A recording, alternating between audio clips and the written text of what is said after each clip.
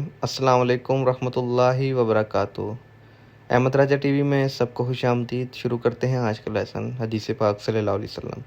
روز محشر شفاعت کا ذریعہ۔ رسول اکرم صلی اللہ علیہ وسلم نے ارشاد فرمایا، قیامت کے دن روزہ اور قرآن مجید بندے کی شفاعت کریں گے۔ روزہ کہے گا، اے میرے رب، میں نے اس کو دن بھر کھانے پینے اور خواہشات سے دور روکے رکھا، تو اس کے حق میں میری شفاعت قبول فرما۔ اور قرآن مجید کہے گا، اے رب، میں نے اسے رات کو سونے سے پہلے روکے رکھا، تو اس کے حق میں میری سفارش قبول فرما۔